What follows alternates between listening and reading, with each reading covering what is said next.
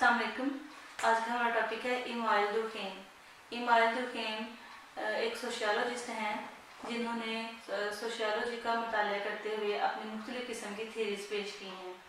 तो इन्होंने जो अपनी थीरीज पेश की हैं उनकी जो बेस है वो सोशल फैक्ट्स और सोलिडरिटी पे है। सोशल फैक्ट्स अब क्या हैं? सोशल फैक्ट्स ये हैं कि सोसाइटी के जो नॉर्म्स हैं, कस्टम्स हैं, उनको फॉलो करते हुए, उनको अडॉप्ट करते हुए सोसाइटी में हम जो है वो आगे चलते हैं। तो सोलिडरिटी ये है कि सोसाइटी में रहने वाले लोग जब इन शेप ऑफ ग्रुप रहते हैं तो किस हद तक उनमें बाहमी इत्तेफाक पाया जाता है। इनकी जो थीरीज हैं ये ज़्यादातर इन्हीं दो चीज़ों के मुतालिक हैं। तो इन्होंने सोसाइटी में रिलीजियस के मुतालिक बताया है, मॉरल्स जो है सोसाइटी के उनके मुतालिक बताया है। फिर इन्होंने अपनी थ्योरी जो है सोलिडरिटी पे पेश की है। तो इस तरह से मुख्तलिफ किस्म के यानी कि 5 किस्म की इन्होंने अपनी थ्योरीज जो है पेश की हैं। पहली थ्योरी है इनकी थ्योरी ऑफ सोशल फैक्ट्स। तो दूसरी थ्योरी है इनकी थ्योरी ऑफ सोशल सोलिडरिटी। और तीसरी है theory of society. And 4th number पे है sociology of religion. And 5th number पे है एनिमल। तो पेपर में ज़्यादातर सवाल जो है पूछा जाता है कि right a short note on email Durkheim, या वो पूछ सकते हैं कि discuss the types of different theories of Emile Durkheim, या इनमें से किसी एक थ्योरी के ऊपर भी जो है सवाल पूछा जा सकता है। अब आपको किसी भी तरह से सवाल पूछा जाए तो आप इसमें ये सारा इसके मतलब लिख सकते हैं। तो हम इसका इंट्रोडक्शन देखते हैं।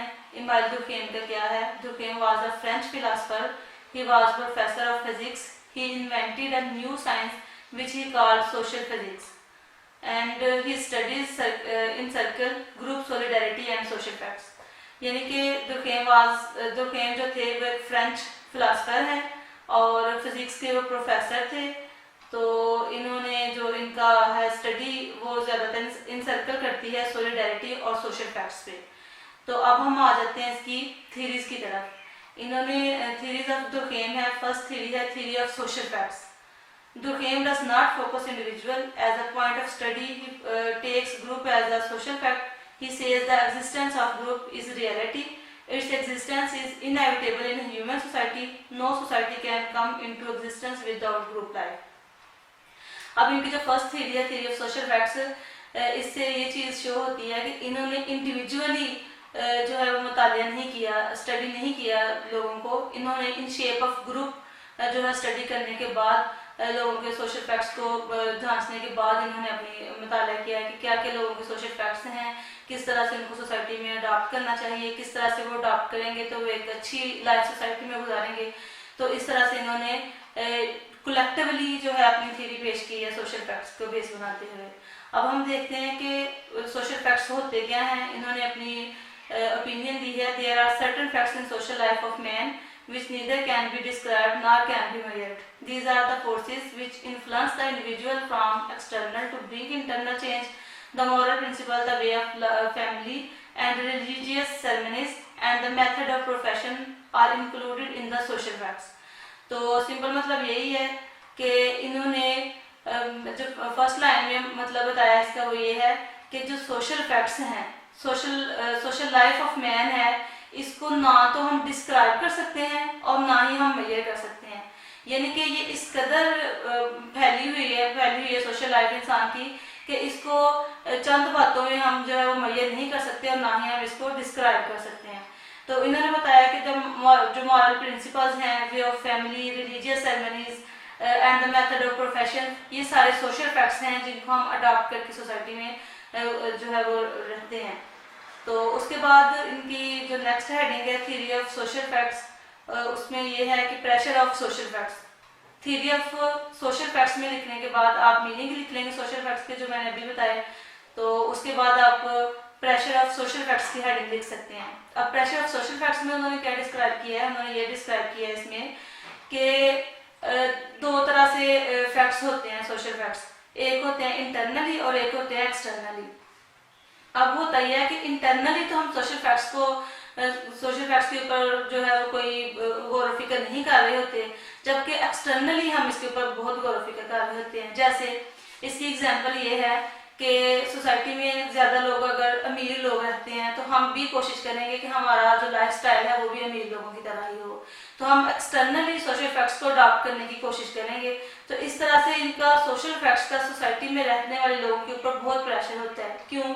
क्योंकि हम चाहते हैं कि जो सोसाइटी में रहने वाले अमीर लोग हैं हमारा लाइफ स्टाइल भी उन लोगों के जैसा हो।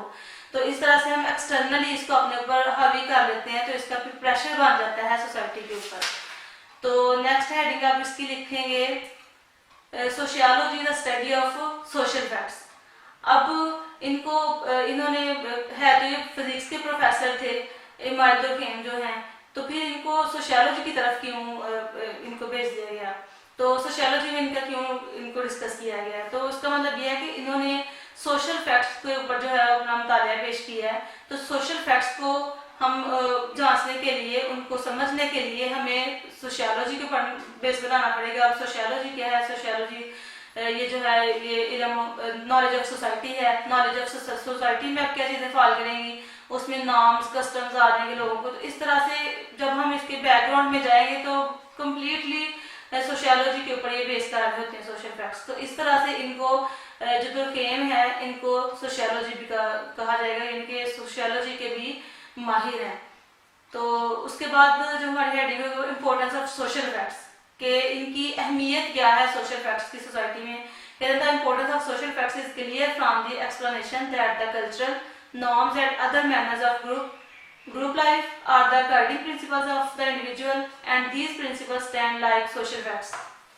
इनकी जो सोशल फैक्ट्स हैं ये इसलिए अहम है सोसाइटी में क्योंकि सोसाइटी में जो लोग रहते हैं वो अपने सोसाइटी के नॉर्म्स को, सोसाइटी के कस्टम्स को फॉलो करते हैं।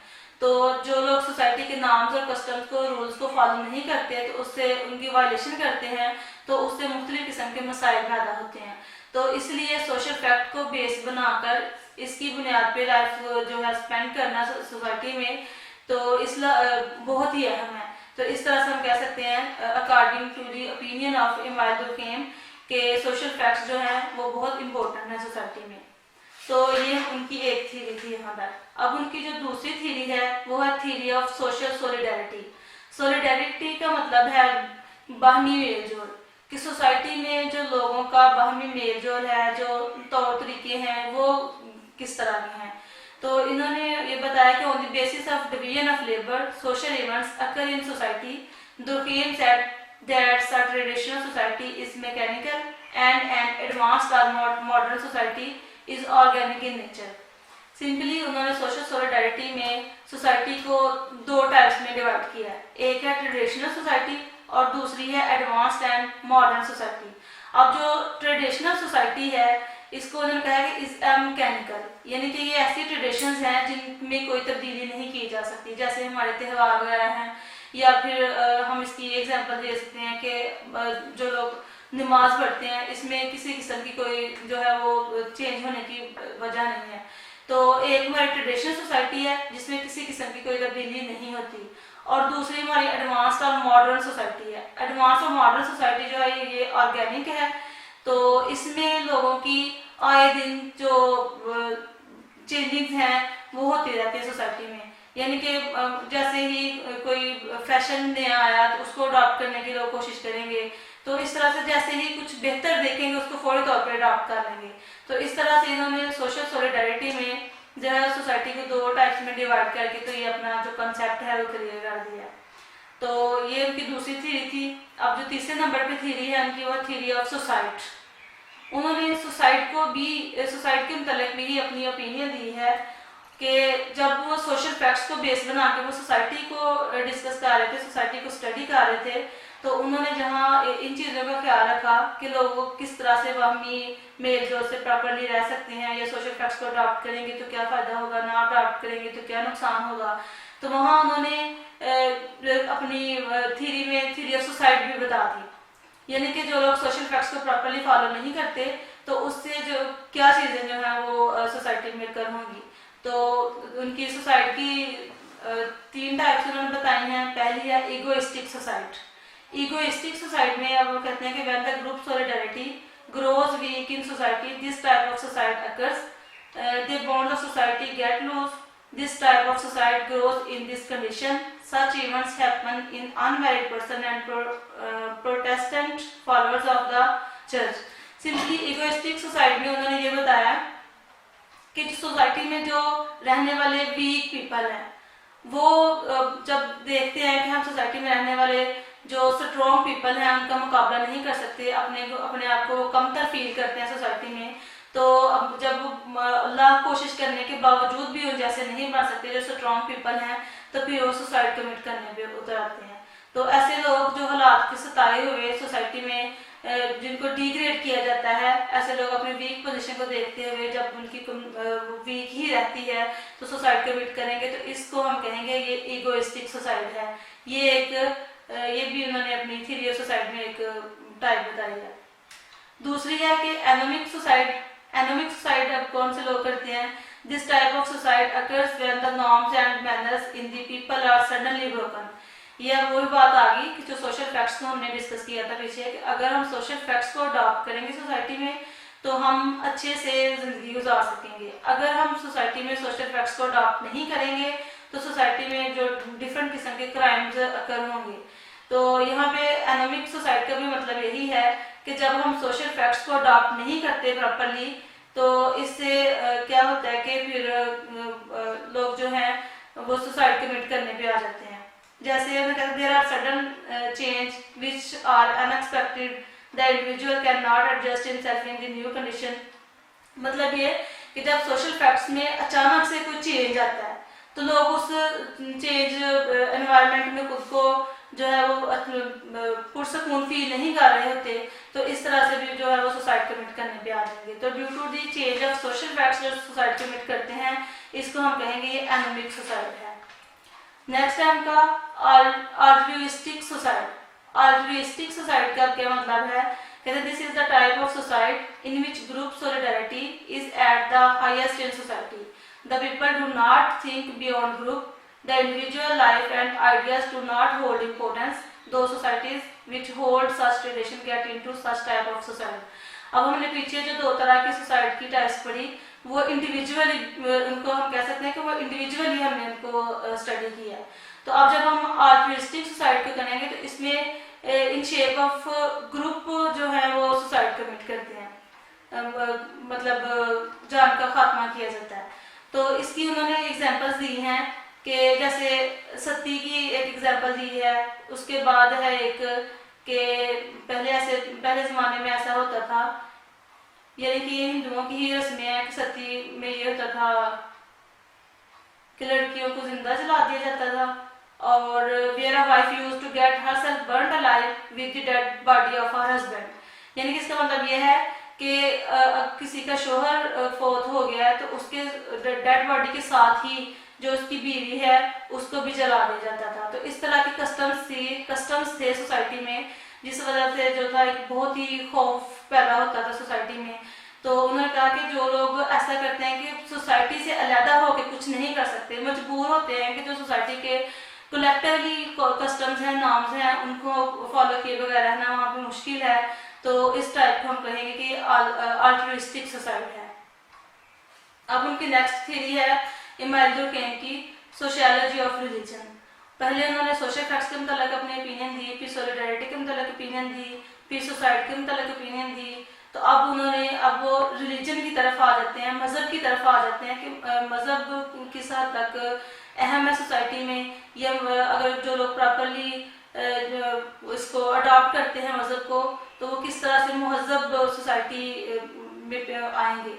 तो सोशियोलॉजी ऑफ रिलीजन में आप देखेंगे according to Durkheim, religion creates group life, it is a reason of human society, religious thoughts and actions construct social group, sacred and profane things have been differentiated by the religion which affect the total social life of man. तो इन्होंने जो Durkheim है religious के मतलब उन्होंने ये बताया कि जो लोग प्रॉपरली अपनी इंडिविजुअली या कलेक्टिवली लाइफ में मज़हब को बाकायदगी से अडॉप्ट कर लेते हैं तो उनको कहा जाएगा कि उनको सोसाइटी में ज़्यादा ऑनर दी जाएगी, ज़्यादा उनको जो है अहम समझा जाएगा सोसाइटी में, क्योंकि वो मज़हब के मुताबिक रहना पसंद कर रहे हैं। तो इन्होंने सोशियोलॉजी ऑफ रिलीजियस में आप अपनी नेक्स्ट हेडिंग लिख सकते हैं कि placed sacred things separate from one other things. अब ऐसे होता है कि जो लोग प्रॉपरली रिलीजन को अडॉप्ट करते हैं सोसाइटी में, उनके लिए एक अलग से इबादतगाह बनाई जाती है, अलग से उनके लिए चीज़ें होती हैं जिनको उन्होंने अपनी लाइफ में अडॉप्ट करना होता है। जैसे कि मस्जिद है, मस्जिद एक अलग प्लेस है, मतलब घर हैं लोगों के या और किस्म के जो है इंस्टीट्यूशंस हैं। तो मस्जिद एक ऐसा इंस्टीट्यूशन है जहाँ पे जाके वो इबादत कर सकते हैं और अपने मजहब के मुताबिक से अपनी लाइफ गुजार सकते हैं। तो जैसे कुरान पाक है, उसको पढ़ेंगे तो इससे ये समझ आएगी कि वो मजहब को प्रॉपरली फॉलो कर रहे हैं। तो जो नेक्स्ट हेडिंग है वो आप लिखेंगे यूनाइट द पीपल। तो मजहब की एक क्या इसका एसेंशियल है रिलीजन का कि ये यूनाइट द पीपल, यानी कि लोगों को इकट्ठा करता है, ये सोसाइटी को बखेरता नहीं, बल्कि ये मजमूई तौर पे सोसाइटी को जो है इकट्ठा करके तो उनमें एक किस्म का शौर पैदा करता है और बाकी मेलजोल के साथ रहने के ऊपर जो है तरजीह देता है। नेक्स्ट है हमारा ओरिजिन ऑफ कलेक्टिव लाइफ। कहते हैं according to the fame the origin of collective life lies in religion, sanctity is physical body in the bed of society. कहते हैं कि जो लोग मजहब को प्रॉपरली फॉलो करते हैं या जिन सोसाइटीज में मजहब को फॉलो किया जाता है वहाँ पे ऐसे ही तस्वीर किया जाता है कि वो लोग एक फैमिली की तरह रह रहे हैं सोसाइटी में। एक ऐसे लगेगा कि जैसे उनको एक मुट्ठी में बंद कर दिया गया इन लोगों को। कुछ लोगों को जो सोसाइटी में रहने वाले लोग मजहब को फॉलो करते हैं, मजहब के ऊपर अपने जो है वो मुताबिक अपना वे ऑफ लाइफ स्पेंड कर रहे होते हैं। नेक्स्ट आप लिखेंगे collective force and the group solidarity in society. According to the theory of Durkheim the collective force and the group solidarity in society is only due to religion. मतलब ये कि group solidarity जो है society में वो सिर्फ और सिर्फ किस चीज़ पे बुनियाद कर रही है, किस चीज़ पे बेस है, उसकी रिलीजन पे। Had there been no religion, there would have no been a society। कहते हैं जिस सोसाइटी में रिलीजन नहीं है वो सोसाइटी नहीं है। यानी कि सोसाइटी में किसी भी सोसाइटी के मुतल्लिक जांचने के लिए, उसकी परख करने के लिए ये चीज़ बहुत ज़रूरी है कि वहाँ पे मजहब को ज़रूर फॉलो किया जाएगा, कोई ना कोई मजहब ज़रूर उस सोसाइटी में होगा। और जिस सोसाइटी का मजहब नहीं होगा वो कहा जाएगा वो सोसाइटी ही नहीं है। नेक्स्ट है कि concept of pure and impure. मजहब की वजह से हमें प्योर और इम्प्योर का कंसेप्ट मिलता है, भलाई और बुराई का हमें जो है वो कंसेप्ट मिलता है, नेकी और बदी का कंसेप्ट मिलता है। तो कहते हैं it is religion which presents the concept of pure and impure, difference between good and bad, true and false and right and wrong is due to religion. तो ये इन चीज़ों बुराई का भलाई का ये फर्क हमें कहाँ से पता चलता है? ये हमें मजहब से ही पता चलता है। एक मजहब ही है जो हमें नेकी और बदी में फ़र्क बताता है। तो इसलिए मजहब का जो सोसाइटी में होना बहुत ज़रूरी है। और जो एंड पे उन्होंने अपनी एक थ्योरी पेश की है वो है एनएमआई। एनएमआई में अब उन्होंने बताया कि the idea of anomie means the lack of normal ethical or social standards. This concept first emerged in 1893 with French sociologist Emile Durkheim. Normlessness is a state where the expectations of behavior are unclear and the system has broken down. यानी कि NMI जो उन्होंने अपनी theory पेश की है society के मतलब वो ये है कि जहाँ पे जिस सोसाइटी में कस्टम्स को नॉर्म्स को प्रॉपरली फॉलो नहीं किया जाता वहाँ का जो माहौल है वो इंतहाई ख़राब हो चुका होता है। तो इससे जो तमाम बेटर सिस्टम होता है सोसाइटी का वो ब्रोकन हो जाता है, क्योंकि वहाँ पे जो सोशल फैक्ट्स हैं, वहाँ पे जो रिलीजन है उसको प्रॉपरली अडॉप्ट नहीं किया जाता। तो इस तरह से सोसाइटी जो है वो एक बिल्कुल बुरे हालात पे आ जाती है जब इन चीज़ों को फॉलो नहीं किया जाता। तो एंड पे आप ये इसकी 5 टाइप्स ऑफ थ्योरी लिखने के बाद इसका कंक्लूजन कर देंगे तो आपका क्वेश्चन कंप्लीट हो जाएगा।